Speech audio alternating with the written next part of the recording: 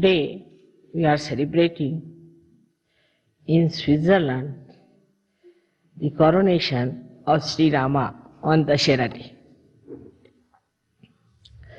Many things happened on Dashera Day. The most important was that Sri Rama was coronated as a king on this day.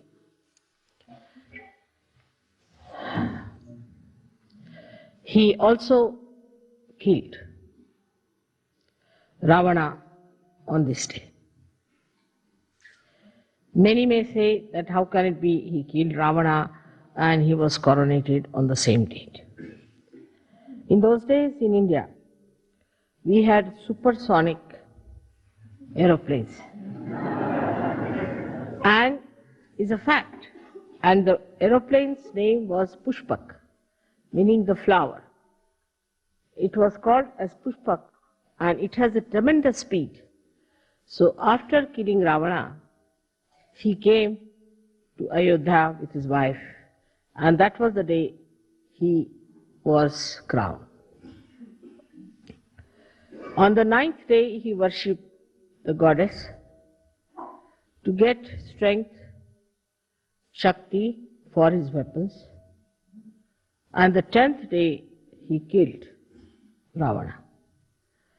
So, you can imagine how much advanced people were there at the time of Sri Rama and his kingdom. The reason was the king was an incarnation. Also, he was a benevolent king, as described by Socrates. Sri Rama's story is very interesting throughout, and we have now a beautiful series about him done by our television in India, which is sold for a very good price. Maybe we might be able to present you all with one when you come there. But the story of Rama, they say, was written before he was born. Even before there was any inkling of it, the seer Valmiki wrote the whole story of Sri Rama. Sri Rama's birth and all that are brought forth by the Agni, the fire. And he was born in the dynasty of the Surya, is the sun. So, with all that, born out of the blessings of the Agni, that is fire, and also was born in the dynasty of Surya. He was one of the mildest avataras you have ever had. He is known to be a very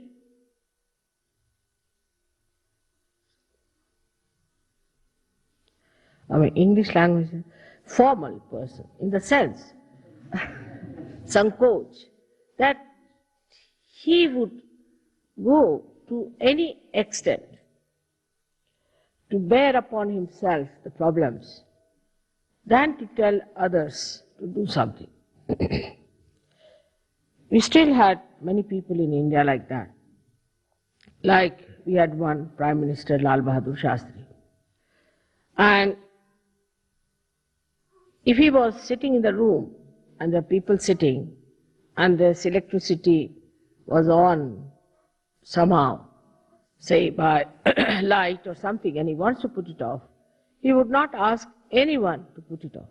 Slowly he'll get up from his seat, walk up to the switch and just put it off, so that he shouldn't ask for it. This is one of the greatest quality of Sri Rama, that he would not make anyone do anything for him or order anything or would use someone for their purpose. See, he was the blessing of fire and born in the Surya. But what we find, those people who are born, maybe in very lowly families, in the negative families, the left-sided as you can call it, with all kinds of problems, have a terrible agya and a terrible Surya. The person who is born in the Surya has to be extremely humble. He is the one who shows that nothing can affect, nothing can make him feel that he is something great. Now, when we see his life further, he was a very humble man. We've seen now people who try to despise others. I don't like you. I don't like. It's not good. It's very difficult. It's a sign that such a person is extremely low in character. Has no character at all, but is low in character. Anybody who has any character is shown by the tolerance he has of other people. Intolerance is a sign of a person who is extremely egoistical and is vain, this vanity. Sri Rama was so much loved by the people where he ruled in that state, and he had the most beautiful wife of the most venerated father Janaka, and who was the beloved son of his father. But he was such an humble man, that in all his character you see the beauty. Like he was going by a little boat when he went for his exile. And the one who was taking him was an ordinary boatman. And the boatman was feeling very much upset that he's sitting before the king of Ayodhya and he doesn't have proper clothes. So Sri Rama, who was himself, was wearing nothing but valkalas, are the clothes which are worn by the village people or worn by the people who live in the primitive areas, only kind of leaves that they have. He had to wear that because his mother, the stepmother, asked for that kind of a boon from the father. And then Sri Rama just told him, "Why are you worried? I'm wearing this, I'm no more a king. I'm sitting before you like this. You should be quite comforted. And I really don't know how to steer the boat, while you know how to steer the boat. So why should you be worried?" Like that, he kept even the people who we would call as low in society at a very high pedestal. It shows that he respected human beings. He himself is called as Maryada Purushottama. Means he was the one who knew how far to go with someone, Maryada. How to talk to someone. How to approach someone.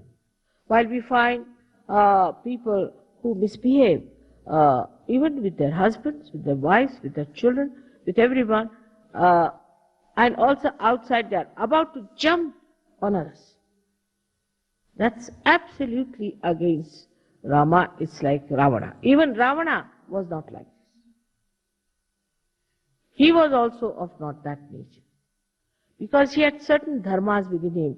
He was a realized soul, but he had become a Rakshasa because he became arrogant.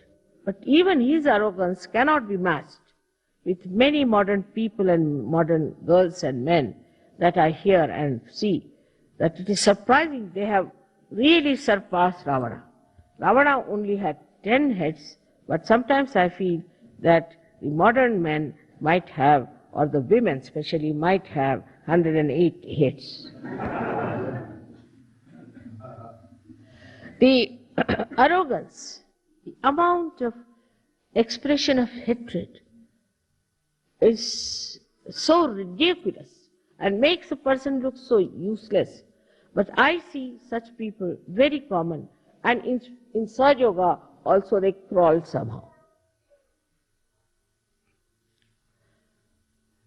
Actually, such people are absolutely despised by God Almighty.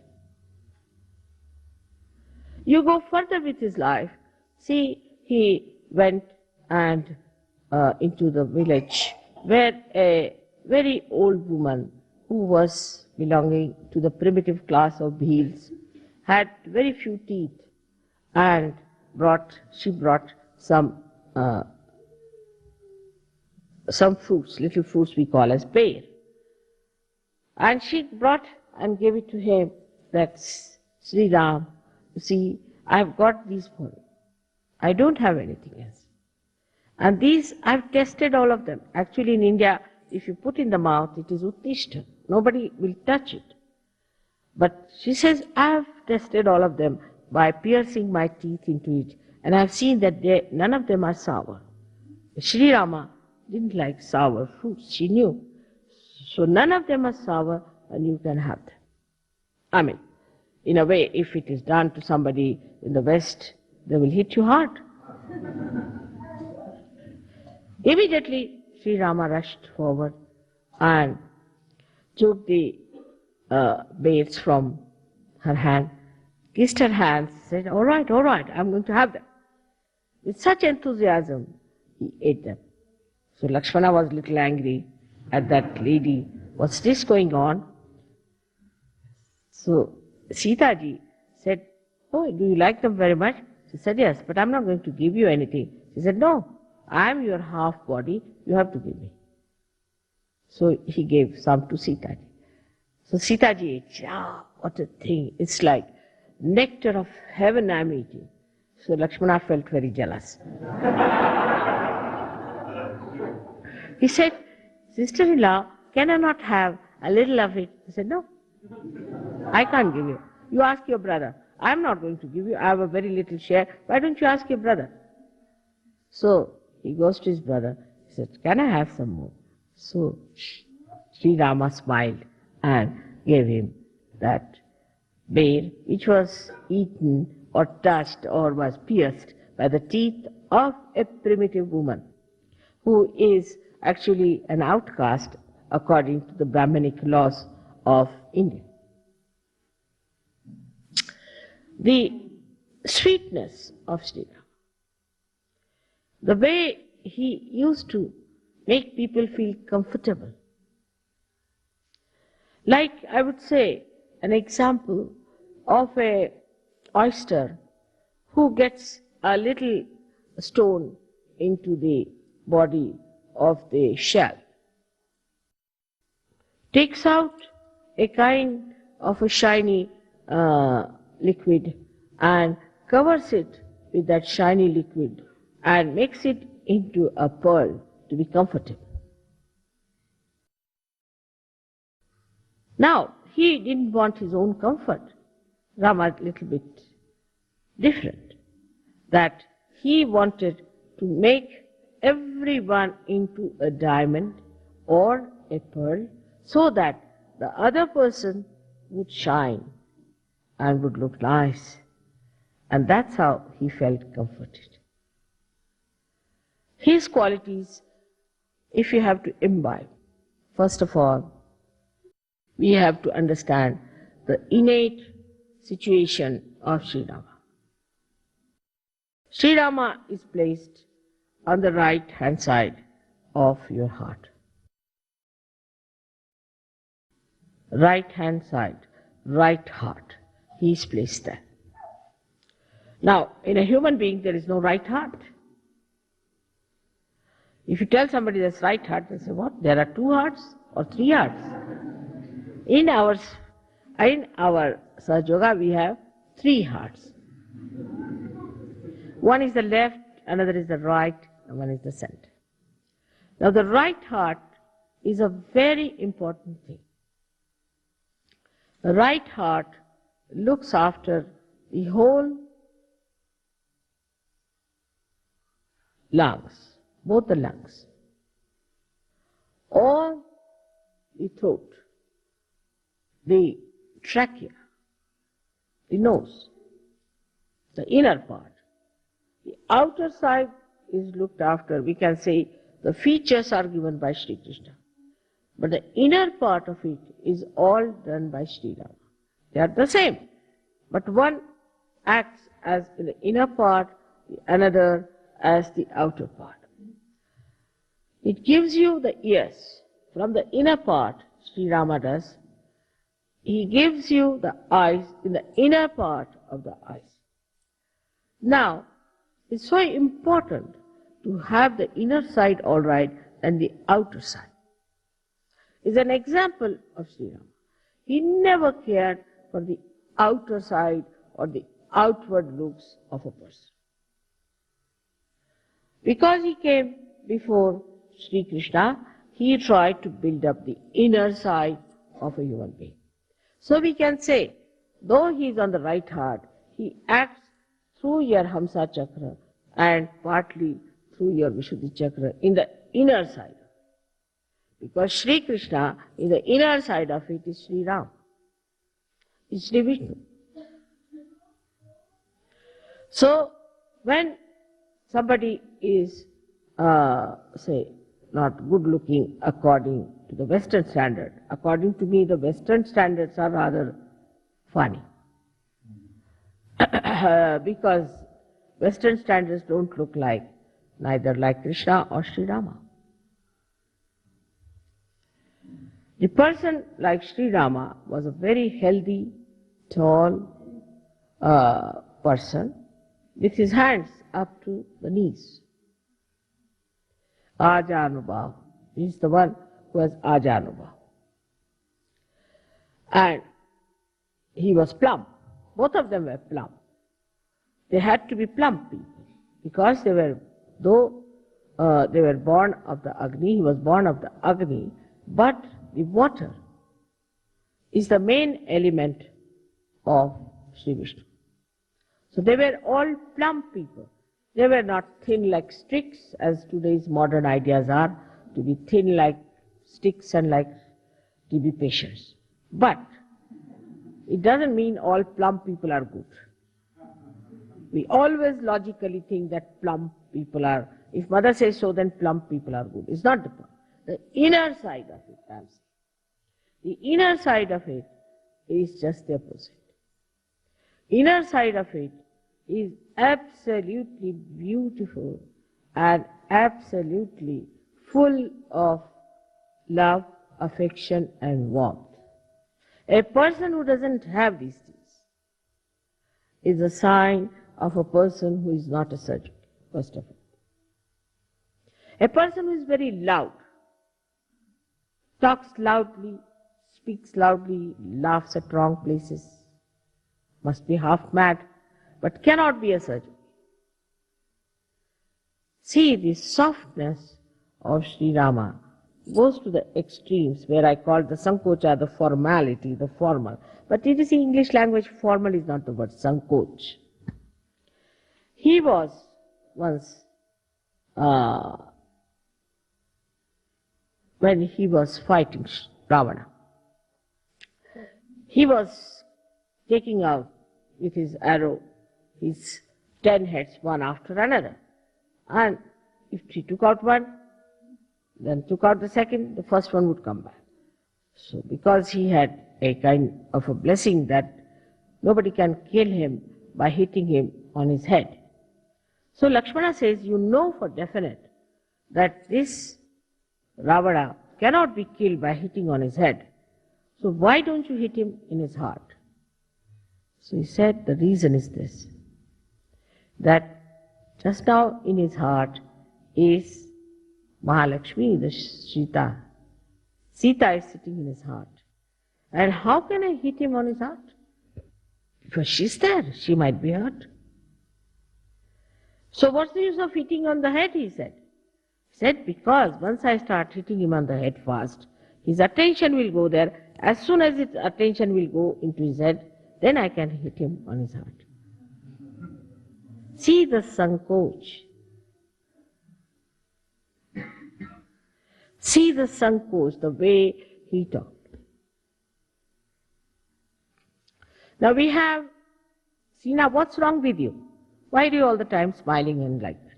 Why can't you keep quiet? What is there to smile about certain things where you don't have to smile? Keep quiet. Now, then what happened? That he was so kind once when a very ugly woman, Shurpanakha, came to entice him. And she said, she came to entice, she said that Rama, why don't you marry me? I mean, to a person like Rama, who is Maryada Purushottama, to ask such a horrible question. Somebody would have really beaten her up, if not anything else. So Sri Ram smiled. He said, Madam, I'm sorry, I have a wife and I believe in one wife, Eka Patni Vrat. So I'm sorry I can't marry. But mischievously says, all right, my brother is there, his wife is left in Ayodhya, you can ask. So he went to her and he asked,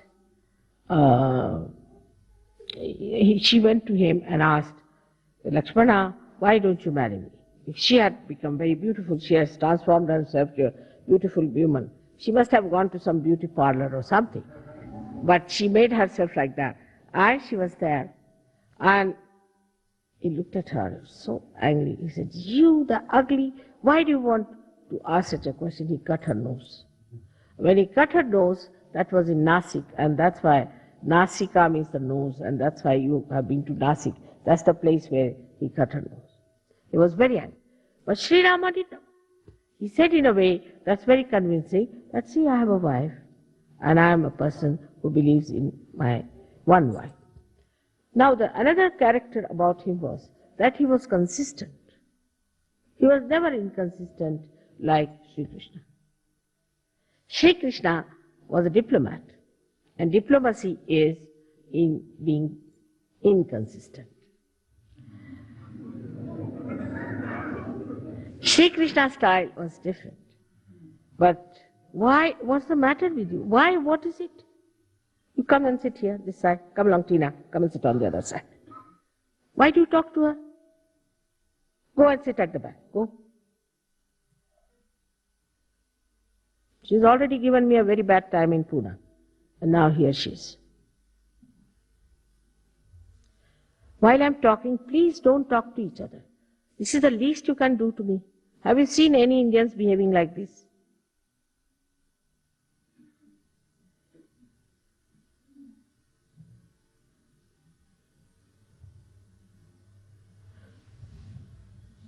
It's very disturbing. I'm concentrating on you while you are not concentrating on me. It's all right when there's a joke, something you laugh, but what's the need to talk to each other? I can't understand.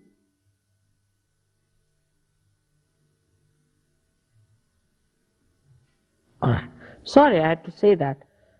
You see, at the time when I'm discussing Sri Rama. Sri Rama would not have said that. But in Sahaja Yoga, you can't carry on like Sri Rama. Sometimes you have to be like Parshurama also. Otherwise, things don't work out. Now, when it went ahead with it in his character, which was so beautiful, that you find he was such a consistent person. Whatever he said, all the life, he carried that. For example, he said, I'm the one who believes in one wife, Eka Patni. Now, he had a very nice wife, no doubt, very beautiful wife, but she had gone to Ravana and he was left alone.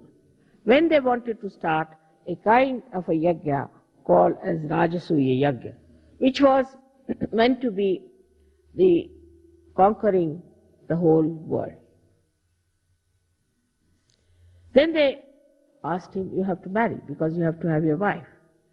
He said, no, I can't marry because nobody could be like my wife and I can't marry. I can forego this kind of a yajna, but I can't marry again. So then they said, all right, there's only one thing you can do is to make a statue of Sita in gold. And you have to use her, that statue, as a wife representing. He said, that I will agree. He took away all his ornaments, everything, and made that statue, and he did this again. So whatever he said, he followed thoroughly. In his dharma, he was perfect. Another incident is that when Sita was lost, he never slept. He never slept on a bed, always on the Mother Earth. Never slept on a bed, always on the Mother Earth. The pain he had of his wife is very well described by all the poets of India. And when Sita left him ultimately, in a very mysterious way, she just disappeared in the Mother Earth, because Mother Earth had given her birth. So she disappeared into Mother Earth. Then Sri Rama became absolutely lost, and he jumped in the river Sharayu and disappeared in the water element from where he had come. Now this man had to give up his wife. In this contrast, you can see the wave rising and falling of a personality. The society in which he lived, the state which he ruled, had an objection for a wife who had lived with Ravana. And the public started talking about it. So as a good king, he just decided that his wife should be left forever. And then he sent her on a beautiful chariot with his prime minister and his brother Lakshmana, who took her down and left her, told her this is what has happened, and that Sri Rama has asked her to take you down to the ashram of Valmiki. As a result of that, she got very upset, and she said, she was Adi Shakti, so she didn't have to bother. She said, you just leave me here. Very self-respecting person. She didn't say, no, I'll come to him, or I'll sue him, I'll go in the courts, get all his money, how dare he throw me out. Nothing of the kind. That's the grace of a woman. Graciously, she said, all right, now you have listened to your brother, I'm your sister-in-law elder too. Now you obey me. And I tell you, as your sister-in-law, that you can now go, leave me here alone, and I don't want you to go any further with me to deport me with somebody. And she was pregnant. Here if it happens, of course, horrible things can happen. But in India, if such a thing happens, the wife will kill herself or she won't be able to bear it. I think both things are just the same in escape. If there's no aggression, then there is recession. But she said, no, I have to give birth to these two children. I can look after myself. All right, graciously he's done it, I have nothing. And please tell him not to worry about it. And she told Sri Rama, Sri Lakshmana, that all right, you look after him. That's all I want. And she told the chief minister, the mantri, that you must look after the kingdom. See the dignity, see the balance, see the character, the personality of Shri. He was called as Maryada Purushottama. And look at his wife. She was equal to him in every way.